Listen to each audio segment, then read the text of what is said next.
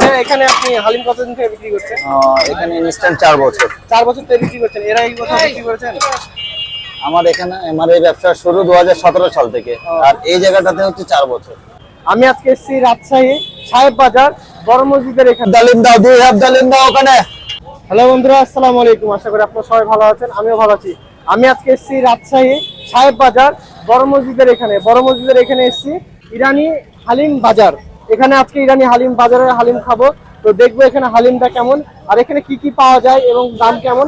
তো চলুন দেখি ভাইদের সাথে কথা বলে কি কি পাওয়া যায়, দাম কেমন, আর কেমন টেস্ট করা যাক। চলুন।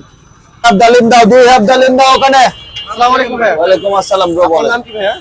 আমার নাম ডালিম। আপনার নামই ডালিম? আমার নাম ডালিম না ডালিম ফল। ডালিম ফল, রাইট। আচ্ছা ভাইয়া, এখানে আপনি হালিম কতদিন থেকে বিক্রি করছেন? এখানে ইনস্ট্যান্ট 4 বছর। 4 বছর থেকে বিক্রি করছেন। এর আগে কোথাও বিক্রি করেছেন? আমার এই ব্যবসা শুরু 2017 সাল থেকে, আর এই জায়গাটাতে হচ্ছে 4 বছর। মানে এর আগে কোথায় বিক্রি করতেন? আমার এলাকা সাগরপাড়া। চিকেন হালিম হাফ 40 টাকা, ফুল 80 টাকা। পাকিস্তানি বিফ ডালিম হাফ 70 টাকা, ফুল 120 টাকা। মেজবানি বিফ হালিম হাফ 60 টাকা, ফুল 110 টাকা। ইরানি ফুড আচার 100 টাকা। কয়টা থেকে কয়টা পর্যন্ত খোলা থাকে? বিকাল 4:30টায় শুরু হয়, 9:30 10টার মধ্যে কমপ্লিট মানে 4টায় শুরু হয়, 10টার ভিতরে শেষ হয়ে যায়। ইনশাআল্লাহ। শুধু হালিম বাদে এগুলা বাদে আর অন্য কিছু নাই, এটা ইরানি হালিম বাজার। শুধু হালিমই পাবেন, ভেরিয়েশন আছে। ঠিক আছে ভাই, তাহলে আমাদেরকে হালিম দুইটাই। তো আমাদের সামনে এখন যে হালিম আর ডালিমটা চলে এসেছে পাকিস্তানি। তো আমি নিয়েছি হচ্ছে মেজবানটা নিয়েছি, এটা নিয়েছে হাফ 60 টাকা। আর পাকিস্তানি বিফ ডালিম এটা নিয়েছে হচ্ছে 70 টাকা। তো আমরা এবার একটু খেয়ে দেখবো।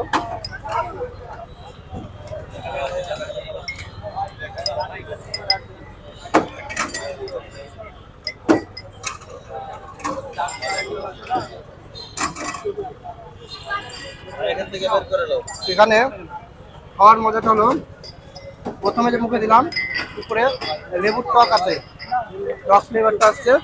আর তারপরে বেরেস্তা আছে, বেরেস্তার এই ফ্লেভারটা আছে। তারপরে হালিমের স্বাদটা আপনারা পাবেন। আর এখানে বিফে 2 পিস মাংস দিবে, এই যে 2 পিস মাংস দিবে।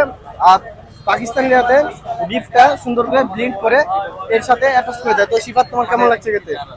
এই যে এটা যেটা উঠাছে এটা কিন্তু বিফ, হ্যাঁ, তবে এটা একদম ব্লেন্ড করা, তবে বুঝলেন, তবে খাইলে একদম বিফের মতো স্বাদ পাওয়া যাবে।